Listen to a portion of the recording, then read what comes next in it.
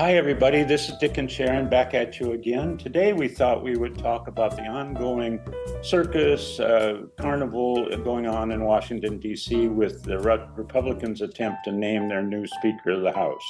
What have you thought about this comedy show so far? Well, so far, I have to admit that it has not broken my heart that Kevin McCarthy, as of this time, let's see, it's right now 3:40 p.m. Pacific time, and today is January the 4th. As of this recording, there have been 6 attempts to elect Kevin McCarthy as House Speaker of the House, and 6 failed attempts. Not breaking my heart, kind of funny. Right, right. Democrats, the Democrat side of the House are having a good time watching the Republicans shoot themselves in the foot time after time after time, coming out of the gate into the new Congress that they won control of by 6 seats or so, looking like fools and not really surprising a lot of people. The word on the street was that they wouldn't do very well at governing, that they're better at campaigning and throwing mud and coming up with catchy, nasty comments than they are at actually running a government. So it's not a big surprise, but it doesn't necessarily portend good things for the country. Well, you and I generally, we go down this path and we talk about the status of the government and how things are going, over the last few years. What do we see? What changes do we see? And generally, you and I take different positions. And I can remember even when we first started dating 20 years ago, I think we even had an argument because my position was, well, I don't know, Democrat, Republican, the way I look at it on the ground that I look at, and the shoes that I use, the shoes that I walk in, I still see stagnating wages. I still see affordable housing becoming less and less attainable. I still see poor public education. I see piling up debt for young people, wanting to go to college. So, Republican, Democrat don't seem to matter much who's in control. Those things have not gotten better for the vast majority of Americans. Well, I think we agree, as do many progressives, that there's a certain class of wealthy people and corporations that have the puppet strings on basically on both parties, but they are totally in charge of what seems to be going on among Republicans, because the wealthy class does not really want a government that functions. It doesn't want there to be discussions about Medicare for all. That's why Bernie Sanders was such a threat, because he was here. Here he is, a senator for a long time. He's getting up on a stump and actually talking about things that people are supposed to be saying on the down low. Tuition forgiveness, just more any movement toward economic and racial equality. I mean, what's the conversation now among the Republicans?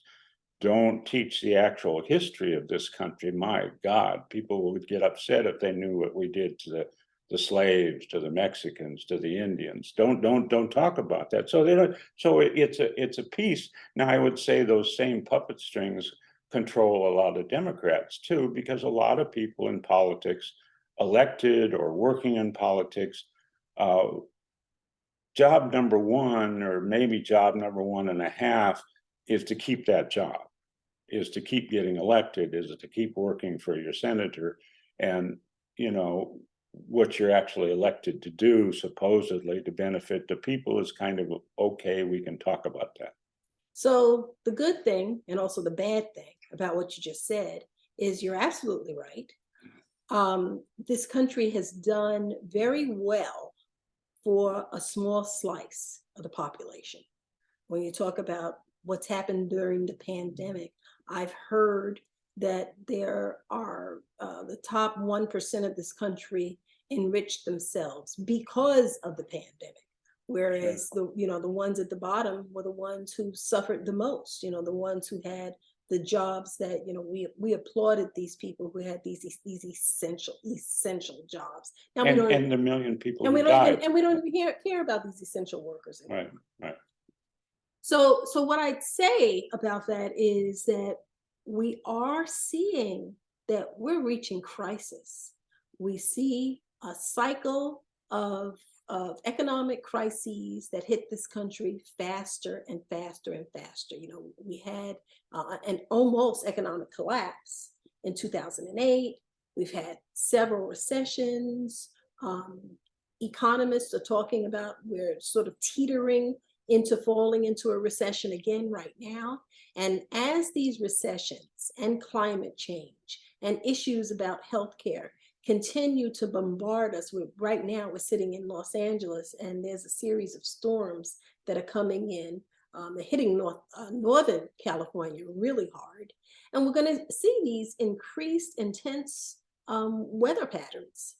So that means to me that we really can't continue to just maintain the status quo without making some major changes.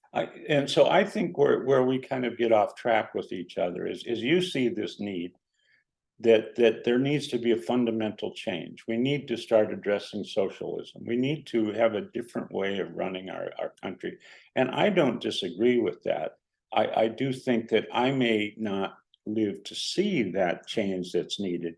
And I'm more of a short range thinkers. Okay, so but in Congress, right, the Republicans who are dithering around trying to elect whoever it is, Kevin McCarthy or somebody else, they are really in the pocket of the class of people and corporations that don't want government to work. They really are happy that the Republicans are hamstringing Congress. I would say some Democrats are in that position too, where they're not really, they may talk a different game than the Republicans, but they're in just the other pocket of the same pair of pants.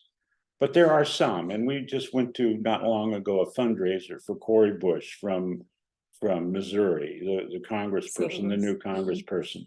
And I mean, and she was enlivening about, she was talking about doing something about homeless because she's been homeless. She was talking about doing something for single Black mothers because she's been a single Black mother, Is a single Black living in her car. She has talked about, how it is for many people to struggle, especially Black women. Even now she struggles to make ends meet because she has to spend so much of her own money for protection because she gets so many death threats. Right. And so we now are broaching on this topic of, we're at a pivotal point in American history where it appears that I'm talking about are progressives, we may have an opportunity to get through some type of an opening. Now, we've had the election of Alexandria Ocasio-Cortez, and we've had the election of several others that belong to the so-called squad, and Cori Bush being one of them. We've had some failures, but at least we're seeing that there is an opportunity. But in order for that opportunity to be fully realized, in order for us to really have the things that most people want quality public education. Most people want for there to be affordable childcare. Most people want for there to be affordable housing. Everybody wants this. Why isn't this doable? It's doable in other countries, other similarly situated countries. Why isn't it doable? Because we don't have solidarity as a progressive and as I saw, and as you often say, and I totally agree, not everybody wants those things for everybody. We have this strong thread of racism. They really don't want the Cori Bushes of this world to have an equal shot. They don't really care that she's homeless living in her car. They don't give a rat's ass about her kid. They care about our stuff, and that's kind of the discussion that's going on. I wanted to add that Cori Bush fundraiser, where also Nina Turner was, we had our eyes opened a little bit about our own local congressman, Jimmy Gomez, which we have not thought was progressive enough, but apparently he's tight with the squad, so we need to kind of announce that. But I do also want to say, I don't think and never did think that Jimmy Gomez was a bad person. I just felt that Jimmy Gomez was like the average person. He wanted to keep his job. And I think that Jimmy Gomez knows what time it is. He sees that Anisis Hernandez got elected right from his district. That's right from his district. For those of you who don't know, Anisis Hernandez is a very liberal, progressive, up from the ground activist who's been very active in Los Angeles ground game politics for a decade. And we're so thrilled that she's in the city council. And I want to make it very clear, she's not liberal. She is progressive. Right. She makes the distinction, and so do I. We are not looking to just be nicer moderates. We want radical, systemic change. And that's the only way that we're going to end up having the kind of country that we profess to be. And my point on that is, I mean, we can argue about the terminology, but the key point is, if we want to recognize those changes, then we have to pick out among our current leaders and leaders that we groom and grow, progressives that will fight for the things we want, for that faraway goal for a better world that's more equal and less racist. And it seems possible, and yet you watch what's going on with Congress today and you think, not with these folks. Yeah, you're absolutely right. And I think probably for the most part, what we see today is nothing more than political theater. But it's up to you and I and people out there that are watching to take the reins. This government is ours, and we don't have to continue to settle for this. We need to work together to develop a strong, progressive class solidarity mindset, regardless of race, regardless of age, regardless of gender, coming together to create the kind of country. And what they're talking about is terribly important. The Speaker of the House is, I mean, is virtually nearly as powerful as the president. She doesn't command the Marine Corps, but Nancy Pelosi had everything to do with every positive piece of legislation that passed in the 20 years. And by contrast, look at what Mitch McConnell did as leader of the Senate, minority leader or majority leader. He took over the Supreme Court. So electing these people. And let me just interject. He took over the Supreme Court. And as a result, young women now have less freedom and control over their bodies. And for people who say that they're not interested in politics, you get interested real fast when you find yourself in a situation where you're having children that you're not either ready to or willing to have, but Mitch McConnell made it so. Right.